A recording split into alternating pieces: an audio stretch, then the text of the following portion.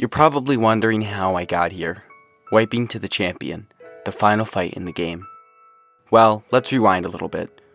I attempted to beat Pokemon SoulSilver using only gift encounters. I did. Well, I beat all 8 gyms and got to the Elite Four. However, I had 2 deaths that were crucial to the playthrough. I went into Lance, the champion, with just 4 Pokemon, and I wiped. We simply didn't have the power, bulk, or speed necessary to beat the playthrough. But I'm back, and I'm ready to do a hardcore Nuzlocke of Pokemon SoulSilver using only gift encounters.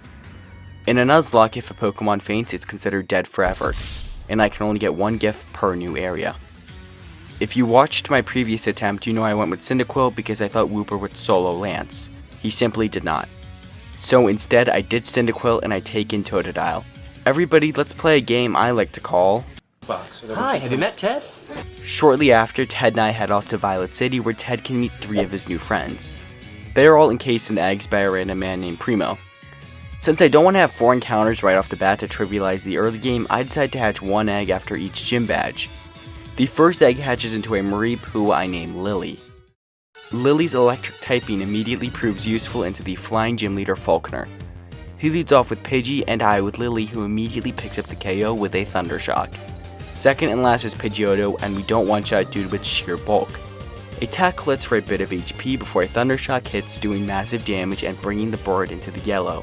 Fortunately, Pidgeotto isn't really able to hit back for meaningful damage, so a few Thunder Shocks over time pick up the KO. This wins me my first gym badge. Right after this, I get a call from Professor Elm, who gives me my 3rd encounter being a Togepi. Togepi and Togekiss are phenomenal Pokemon with moves like Charm, Encore, and Yawn. Welcome to the team, Marshall. With that, I arrive in Azalea Town where I hatch my 2nd Primo egg, being a Slugma named Stella. Because like Slugma, Stella sucks. I mean seriously, who leaves somebody at the altar and then makes a movie where you are the good guy and the guy who got left at the altar is the bad guy? Mind-boggling. The cherry on top is that Slugma doesn't evolve until after the 7th gym. Great. Fortunately after this, Lily evolves into a Flaffy, gaining more attack and bulk, which is great because we have arguably one of the more challenging fights up ahead. Bugsy and his bug types, more specifically Scyther, are devastating. Scyther has insane stats for this early in the game and has focus energy, meaning it's going to get a lot of critical hits off. Stella does learn Rock Throw, but due to its questionable stats, it's not going to be that useful. This is going to be a massive uphill battle. To make things worse, I accidentally overleveled Ted, so we are down a man.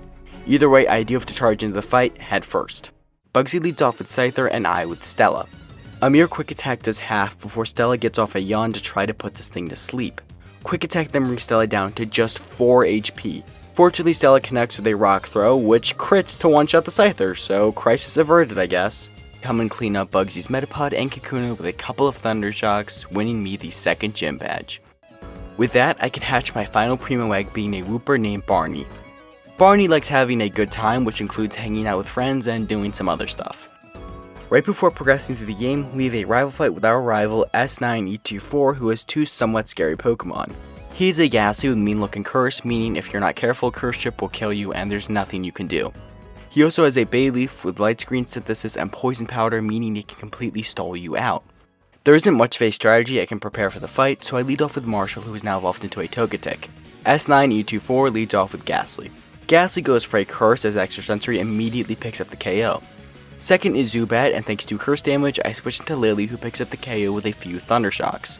This brings out his final Pokemon, the terrifying Bayleaf. Bayleaf immediately connects with a 75% accurate Poison Powder before I connect with a Thunder Wave to slow the monster down. From here, it's off to Stella on a Reflect, which raises defense. Fortunately, Ember is special, so it does massive damage as Bayleaf connects with a 2nd Poison Powder. And then just like Patrick Mahomes, Stella fumbles and low rolls the Ember that would have KO'd Bayleaf. This means he can go for a Synthesis to restore HP. Fortunately, Stella, unlike Patrick Mahomes, he immediately makes up for it because on the following turn Ember crits. But still, do not ever do that again. With that, I can go to Goldenrod City, which is my favorite location in these games because there's so much to do here. However, I also have a fight against the 3rd gym leader Whitney and her normal types. This Miltank is insane with Roll Up, Flinch, and Attract. Attract means that Pokemon of the opposite gender will be infatuated, meaning you can only attack 50% of the time. Rollout builds over time and can devastate teams.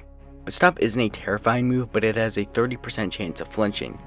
This Miltank is something you would see in a difficulty ROM hack, not a vanilla game. On top of it, it's holding a lumberry, meaning you can't afflict it with a status condition. I was actually going through my camera reel a week before I started this playthrough and I found a meme from 2021, almost 4 years ago. Anyway, this meme states if you let rage build up enough, you can easily solo Whitney. Naturally, being the gifted Nuzlocker I am, I didn't even bother to do calcs or even come up with a strategy. Whitney leads off with Clefairy and I with Ted. A rage does a bit before Q-Charm activates and Clefairy goes for a metronome string shot, reducing my speed. Not the best start. Ted then simps like he usually does, but luckily Mimic fails. Ted then stays infatuated on the following turn as Double Slap connects, which crits. However, this does build up my rage, which is good. On the next turn, rage connects for a bit of damage. And then Double Slap hits 5 times, leaving me deep in the yellow HP range when it's all said and done. Rage then does decent damage as Clefairy goes for a Mimic, which turns into Rage. This isn't a huge deal, however. At the very least, Rage does KO the Clefairy on the following turn, but Ted does not have nearly enough HP to dance with the terrifying Miltank that comes in. Miltank immediately outspeeds and goes for a Tract, and Ted immediately gets infatuated. Ted, stop simping. She's not the one. From here, I decide to bring out Stella on a Stomp that does massive damage. This means we have to make our first sacrifice. So early in the game, it sucks that I have to sack a Pokemon, but it's Stella, come on. Stella doesn't even get a hit as Miltank connects with a Stomp and gets the KO. Marshall comes in and immediately gets attracted. However, he is not a simp and goes for a Charm, lowering the Behemoth's attack. Unfortunately, Miltank goes for a Stomp, which flinches, and things are all of a sudden not looking very good. Miltank then proceeds to get off a second Stomp, and then on the following turn, Marshall gets infatuated. Why? Marshall is able to get off a second Charm on the following turn, but either way, Stomp damage has racked up. Unlike Stella, I do want Marshall to live. I debate switching, but I decide if death comes, he comes. Miltank then gets off 2 back-to-back stomps, both of which flinch, meaning Marshall doesn't get off another charm. I decide to be nice and spare Marshall's life, so I switch it to Barney, who takes a stomp really well. Of course, on the following turn, Stomp once again flinches. However, on the next turn, I can get off a Slam for a pathetic amount of damage. This is a huge issue because while Miltank can't really hit me anymore, she can get a ton of flinches and Wooper is pretty weak this early in the game. Eventually, Stomp gets a critical hit which destroys Barney. With my back against the wall, Ted comes out once more as Miltank goes for an attract and Ted gets immobilized. Why? Miltank then proceeds to get off another flinch, meaning on the following turn, another Stomp ends attempt 2. This stupid cow. Either way, it was my fault for following some random strategy, but that RNG was insane. I don't think I've ever seen such one-sided RNG in a single fight.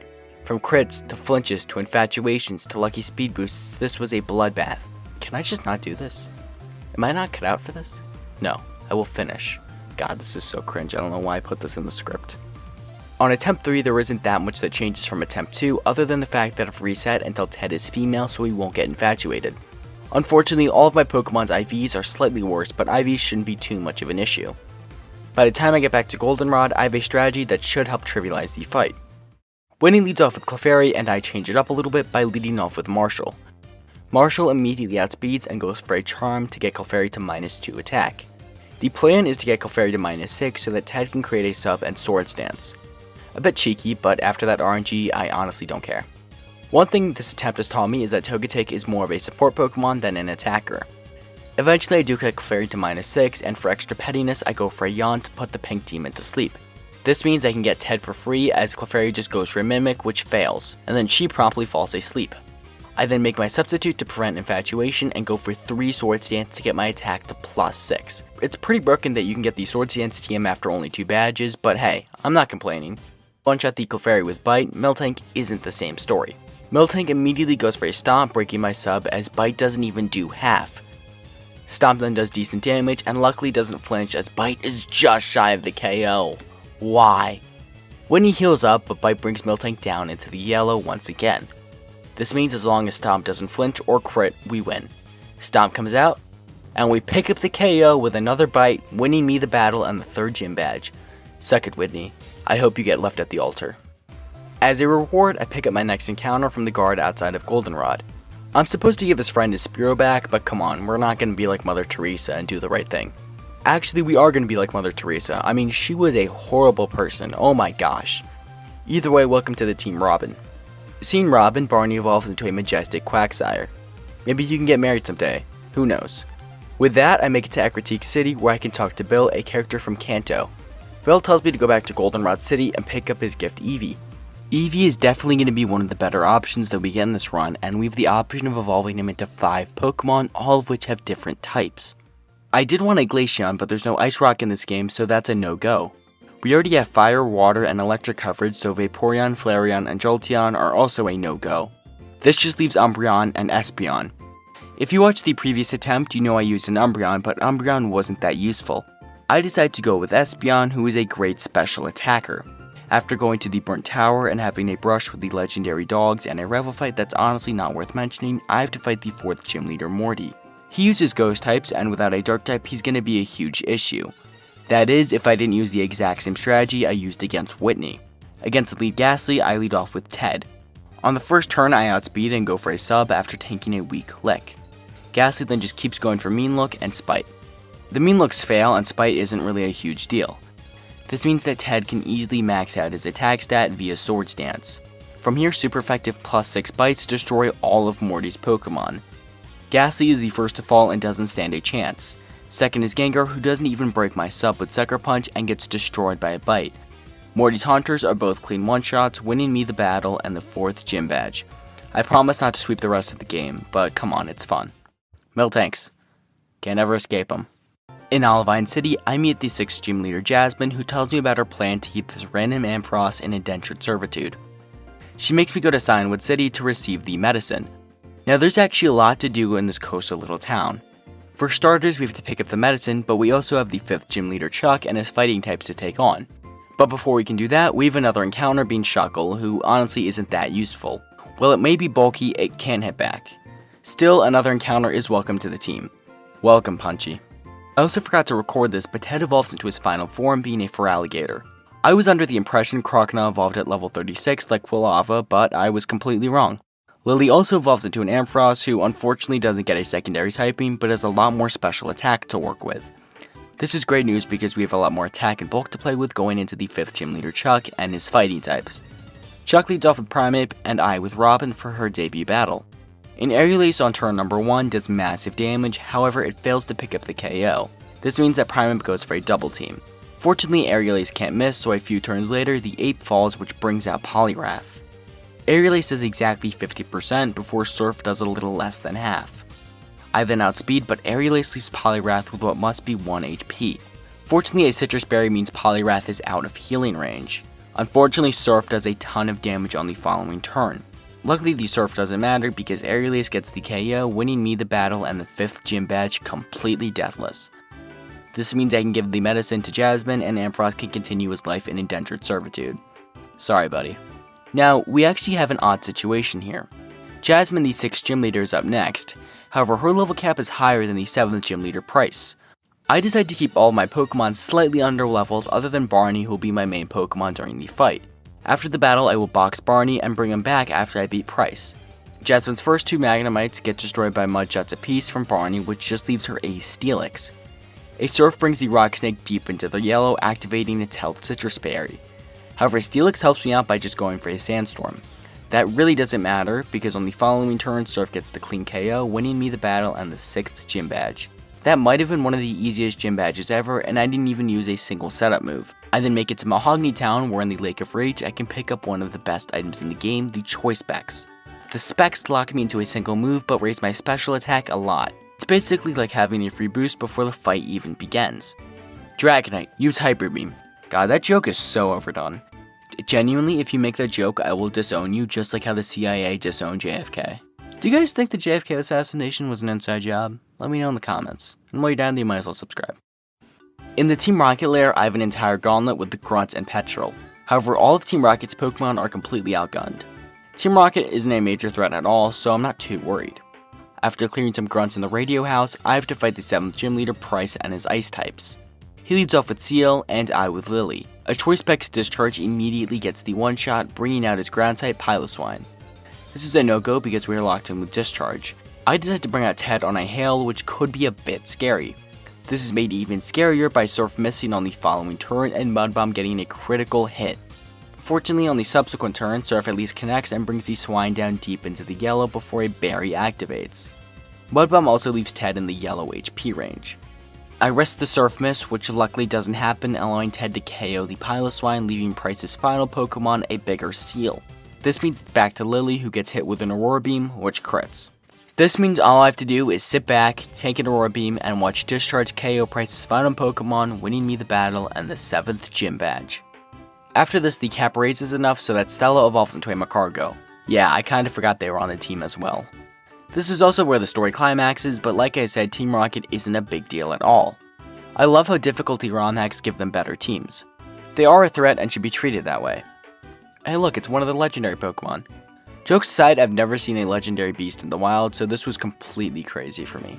I decided to throw a Pokeball, which would break the spirit of the challenge, but who cares honestly. Raikou runs away anyway, but come on, that was fun. With that out of the way, I can take on the final gym leader in Johto, Claire, and her dragon types. She leads off with Gyarados, and I with Lily. Gyarados outspeeds and goes for a Dragon Rage for a bit of damage, and then Thunderbolt, which is 4 times super effective, gets the clean one-shot, bringing out Claire's Dragonair. It's here that a sack has to be made. Claire's Dragonairs are identical, and there's no way of knowing which is which. I have to have Stella test out the waters. Stella comes in and gets hit by a Thunder Wave, paralyzing her. From there, Dragonite outspeeds and finishes off Stella with an Aqua Tail. You may be wondering why happy music is playing. And all I have to say is don't leave somebody at the altar. Stella's sack does give me a free switch into Ted, who is holding the choice specs. This means that thanks to the special attack boost, Ice Beam gets the immediate one-shot. Third is Claire's second Dragonair, who lifts an Ice Beam on what must be 1 HP before Ted gets paralyzed by Thunder Wave. This is really bad because I was hoping to save Ted for the Kingdra. Claire heals up, but Ted doesn't stay fully paralyzed and Ice Beam is once again shy of the KO. Dragon Pulse then does more than half, but Ted can retaliate with an Ice Beam through paralysis for the KO, leaving just Kingdra. Since Ted can't do anything, I need another sack. And there's no one better that fits the role than Marshall. Marshall died to Claire last time, but this time it's a plant sack, and this is a risk I have to take. For whatever reason, Kingdra starts spamming Smokescreen, which is really bad. If I get too many misses, the run is simply over. However, it just keeps going for Smokescreen, so I decide to take the opportunity and lock it with Encore. I then switch to Lily, who can only get her accuracy lowered. Even if every move doesn't connect, Thunderbolts when they do connect do a ton of damage. Claire also never heals up Kingdra, so a few Thunderbolts gets the KO, winning me the battle. I was honestly surprised Marshall's life got spared. That was a really weird battle. If anyone could explain why Kingdra didn't go for any attacking moves on Marshall, that would be great. After beating Claire, I answer the quiz questions from the Dragon Master, who gives me an exclusive Dragonite with Extreme Speed. Extreme Speed isn't a great move, but it's still useful to have anyway. Well, Nick the Dratini won't be coming to the Elite Four, where he will be invaluable later. After watching the Lugia cutscene, which is always super cool to watch, I can go to Mount Mortar. From here, I can talk to the Karate King, who after I fight gives me a gift Tyrogue. Tyrogue is Iron Fist, which raises the power of punching moves. This is quite literally an invaluable encounter that will do great into Lance. I evolved Tyrogue into Hitmonchan because he has access to the elemental punches, giving him great coverage. I name her TM. TM for the mother and not something else. After a quick rival fight, I'm at the Pokemon League where 5 trainers await me. This is where everything went wrong. I lost 2 Pokemon in the Elite Four and wiped to the champion, but that's in the past. Today, I'm here to right my wrongs. Here is the team I'm taking into the Elite Four. These are the best Pokemon I have. Let's do this. First in the Elite Four is the Psychic type trainer Will. He is scary on paper, but I lead off with Ted as he leads off with Xatu. Ted goes for a Swords Dance, boosting his attack stat as Xatu does some chip with U-turn, which brings out Jinx. Unfortunately, I forgot to take into account Jinx outspeeds and puts me to sleep with a lovely kiss. A Psychic on the next turn hits for massive damage, but luckily Ted gets an early wake up. He immediately picks up the KO with a Black Glasses boosted Crunch for the instant one-shot. From here, Ted is able to KO Will's next 3 Pokemon. Will's last Pokemon is a Xatu, and he is able to outspeed and go for a Psychic. However, once again, it doesn't matter because he meets the same fate as his comrades, winning me a pretty easy battle. 1 down, 4 to go. Second in the Elite Four is Koga, who's moved up in the ranks.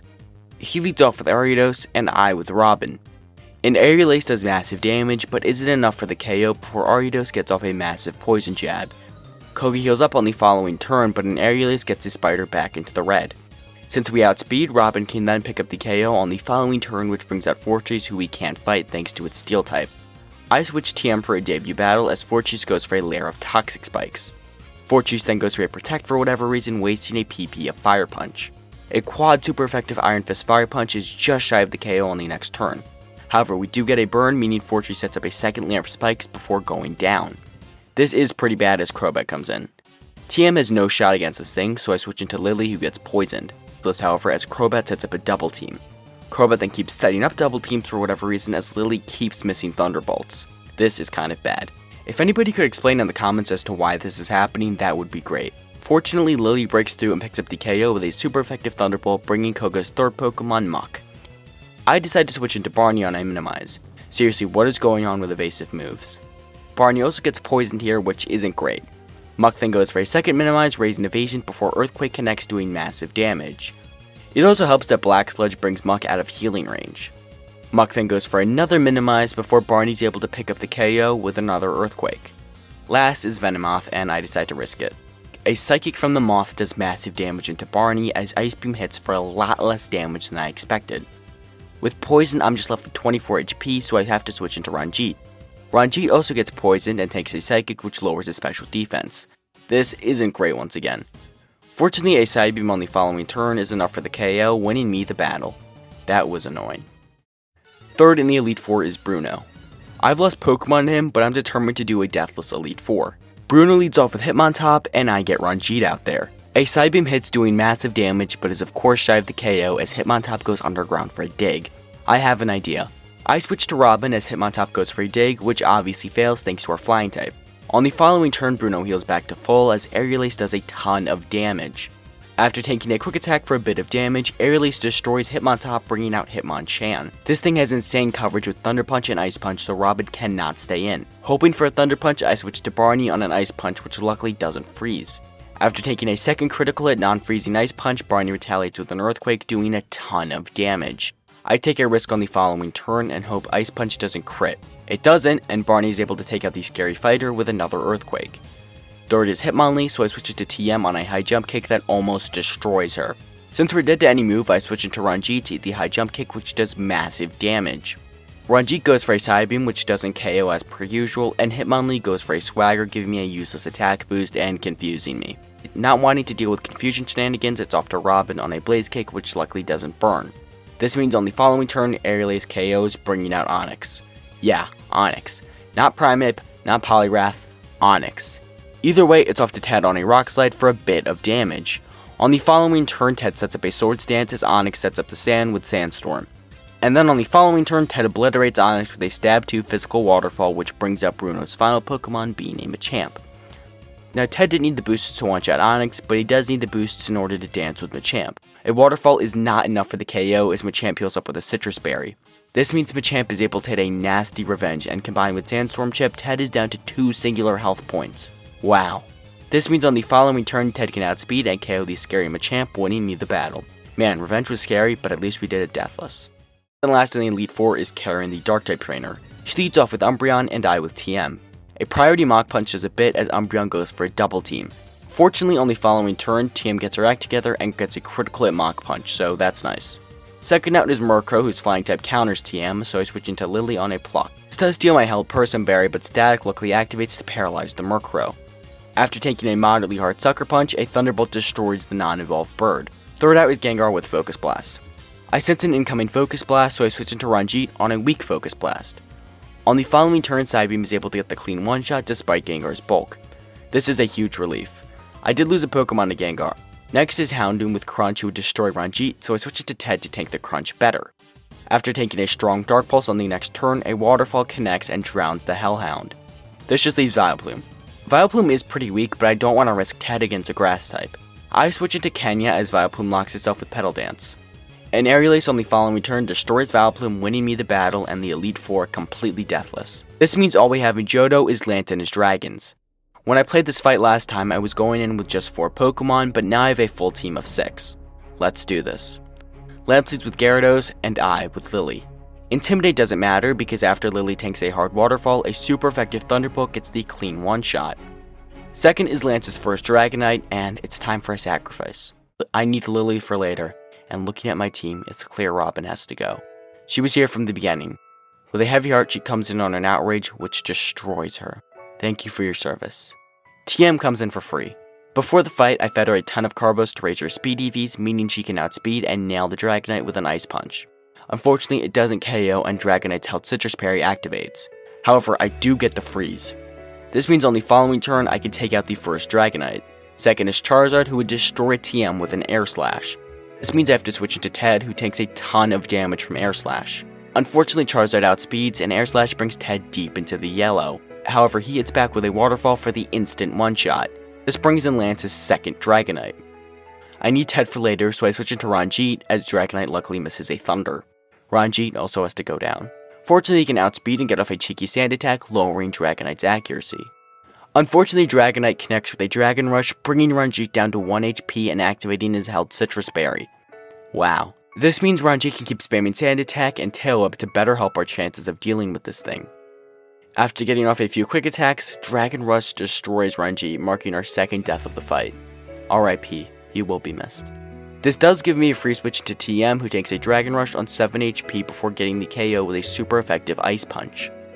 This brings in Aerodactyl, so I switch into my other water type Barney on a missed Rock Slide. Like Robin and Ranjit, Barney also has to go down in the fight. After taking a weak Aerial Ace, Surf connects, doing more than half. This means on the following turn, Aerial Ace brings Barney down into the yellow before Surf gets the KO. This just leaves Lance's final Dragonite, and with such low HP, Barney has to go down to get a clean switch. Dragonite outspeeds and obliterates Barney with a Blizzard. RIP. Lily comes in and takes a Dragon Rush down to just 5 HP before Thunderbolt brings Dragonite deep into the yellow. This means on the following turn, Dragonite connects with a Blizzard to destroy Lily. RIP, you truly were a great Pokemon and were here from the beginning. TM takes her place where all of her friends have fallen. She comes in, dodges the Blizzard, and then takes the KO with an Ice Punch, winning me the battle and the furthest attempt yet. While we are in the Hall of Fame and have beaten Johto, we still have a whole other region to beat. Fortunately, the Kanto gym leaders aren't the worst in the world, and they're not nearly as hard as their Johto counterparts. With just TM and Ted as well as a few random Pokemon, this is going to be challenging, however. Fortunately, the map opens up completely and we can get a ton of useful TMs and moves. While this may be hard, it's definitely not impossible. Plus, it also helps that there's virtually no story in the Kanto portion of the game. Right off the bat, Nick from earlier evolves into Dragonair. By delaying his evolution till level 45, Nick learns Dragon Dance, which is quite frankly a really broken move, raising attack and speed. Anyway, the first Kanto gym leader is Janine and her poison types. She leads off with Crobat and I with Ted. Ted gets outsped immediately and hit by Confuse Ray, but I came prepared attaching a held Persim Berry. This allows me to set up a Sword Stance to raise my attack stat. On the following turn, Crobat goes for a Screech as a +2 Ice Fang doesn't KO. I know Crobat is bulky, but I didn't know he was this bulky. Janine does heal up, so I set up a second Sword Stance, getting to +4 attack. And then on the following turn, Ice Fang picks up the KO. From there, I can sweep her entire team with +4 stab waterfalls. For some reason, Venomoth outspeeds to set up a double team, but he can't really hit back. It's only a matter of time before I can claim the 9th gym badge. Dragonair's rage is slowly building. Second is the Electric-type gym leader, Lieutenant Surge. He leads off with Raichu and I with Nick for his debut battle. Nick gets outsped and hit by Shockwave before he sets up a Dragon Dance. From there, Nick sets up a second Dragon Dance before Raichu goes for a useless Thunder Wave that gets healed by Shedskin. On the following turn, a boosted +4 Silk Scarf Max Friendship Return destroys Raichu. This brings out Electrode, who also meets the same fate and is destroyed by a Return. Third is Magneton, who resists Return, which sucks. Extreme Speed does hit for a bit of damage as Magneton sets up a double team. What is it with the AI and setting up double team? Nick is then able to get off a Return that is just shy of the KO before a Mere Shot hits for massive damage and lowers my speed. Since I know Surge is going to heal, I stay in and do a bit more damage with Extreme Speed and then set up another Dragon Dance to get all the way to +6. Extreme Speed, which is priority, then does a bit of damage before I switch it to Ted to take the Mere Shot. On the next turn, Waterfall barely doesn't KO for like the millionth time in this playthrough, and Magneton sets up another double team. Fortunately, Ted connects with a Waterfall and Surge does not heal, so that takes care of one of the biggest threats in this fight. Fourth is Electrode, so I switch it to TM as Surge gives me the double team Johto special. I then miss my Mach Punch and get paralyzed with a Thunder Wave. Why? TM then gets fully paralyzed, allowing Electrode to set up another double team. Fortunately, through all of that, Mach Punch does connect on the following turn as Electrode goes for a third double team. TM is then fully paralyzed on the following turn as Electrode sets up a Light Screen, raising special defense for a few turns. Fortunately, on the following turn, Mach Punch does not only connect, but it also crits to take Electrode out. Thank goodness. This just leaves Surge's final Pokemon, Electabuzz. TM is able to connect with a Mach Punch before taking a hard Shockwave.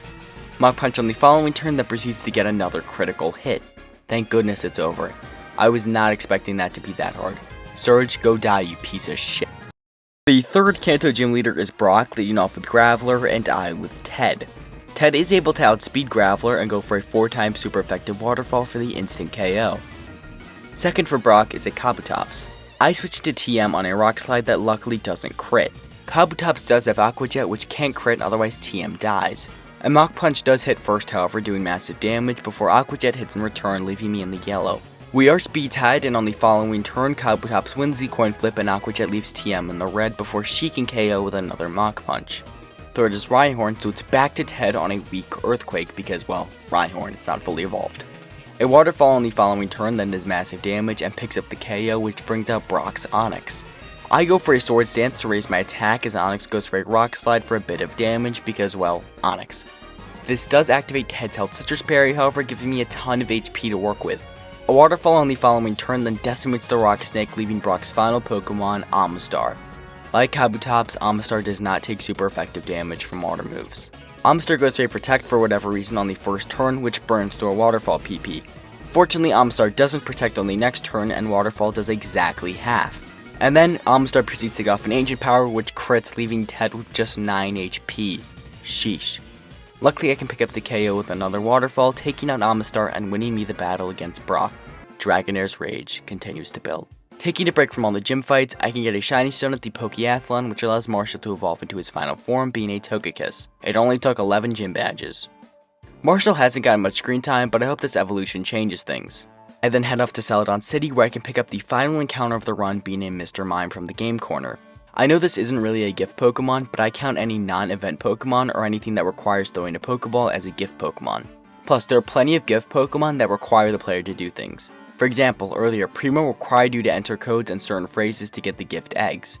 Mr. Mime is a questionable Pokemon, but has a great move pool to work with.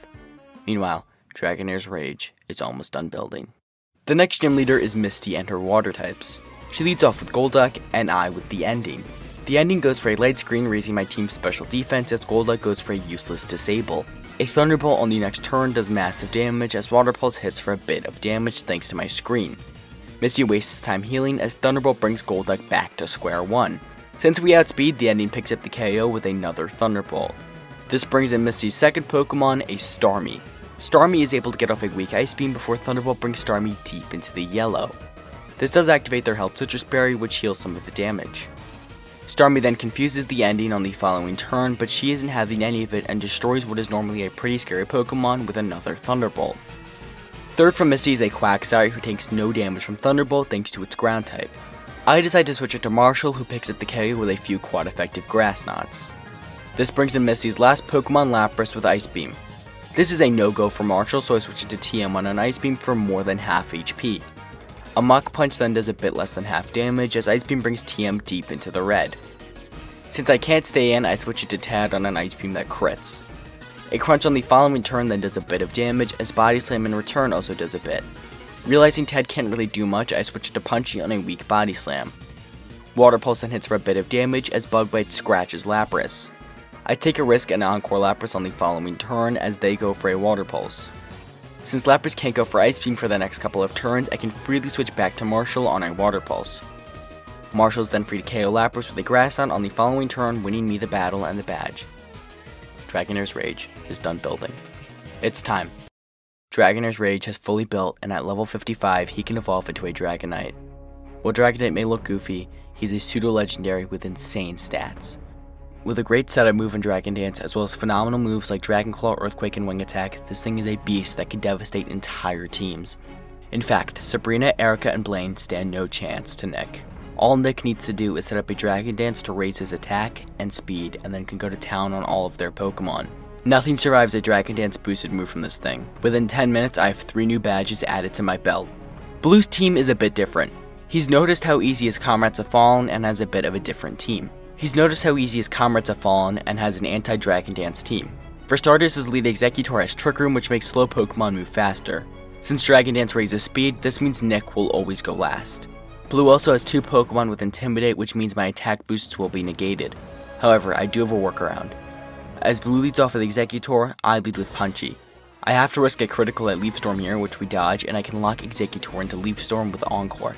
Since Leaf Storm lowers special attack, and Nick already quad resists grass moves, he can come in for free and set up not 1, not 2, but 3 Dragon Dances, raising his attack and speed.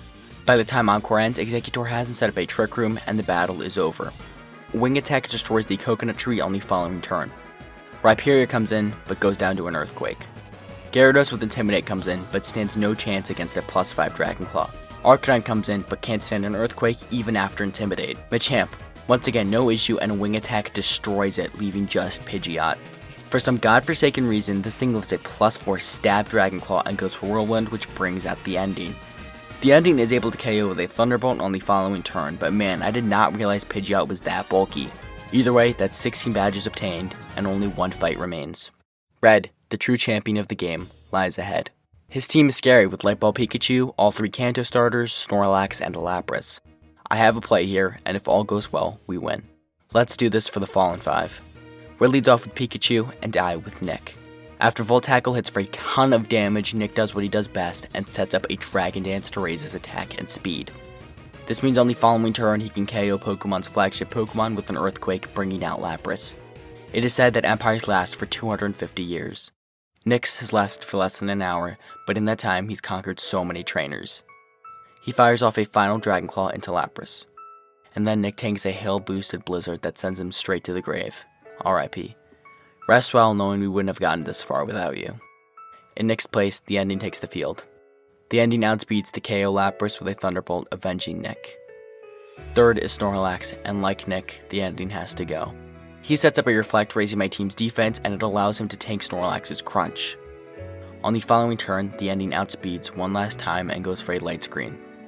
This raises our team's special defense before he goes to the great beyond. RIP. TM comes in and fires off a critical hit Mach Punch into Snorlax for the instant KO. Nice. Fourth out is Charizard, and TM had a good run. He is able to live in Air Slash thanks to Reflect and fires off a Thunder Punch, which crits to take out Charizard. Okay, that was super unexpected. This means Venusaur comes in. I wasn't expecting Nick to crit, and I expected to have Ted out on here, but this works I suppose. An Iron Fisted Ice Punch does massive damage as Venusaur gets off a Sludge Bomb. Combined with Hail Chip, TM is left deep in the red. Red then heals up for some reason as Ice Punch brings Venusaur back into the yellow. However, Hail Chip is really starting to rack up. Red then heals up Venusaur again as Ice Punch brings Venusaur deep into the yellow for the 3rd time. Fortunately, TM has just 11 HP, so she fires off a final Ice Punch, KOing Venusaur before Hail Chip finishes her off. This just leaves Red's final Pokemon, a Blastoise. Ted comes in for the starter showdown. After taking a Focus Blast, Ted sets up a Sword Stance to raise his attack stat. On the following turn, Blastoise connects with a Focus Blast, lowering my special defense and doing a ton of damage. Fortunately, Crunch does a ton of damage in return, and with Hail Chip and the special defense drop, Ted has to go down. RIP, you were my starter and were here from the beginning. Thank you so much for your service, and without you, we couldn't have gotten this far. And with a final Grass Knot, he's able to pick up the KO, winning me the battle and the entire run. Marshall and Punchy were the only survivors, but we'd done it. And that, kids, is how I beat a hardcore Nuzlocke of Pokemon SoulSilver using only gift Pokemon. Thank you so much for watching this video. If you enjoyed, why not like and subscribe? It's completely free and helps me put out videos like these. Please let me know what you think of the theme down in the comments. I just finished How I Met Your Mother, and it's honestly my favorite TV show I've ever watched. Other than the ending, of course. Why, writers? Anyway, that's another run defeated, and this one feels a little bit special considering I wiped to the champion initially. I didn't originally plan on doing Kanto, but I did after realizing it wouldn't take that long. Plus, speed up helps, and if you know what you're doing, you could probably beat Kanto within 2 hours. Thank you so much for watching this video. Let me know what type of challenge you want me to do next, and I'll see you in the next video. Peace.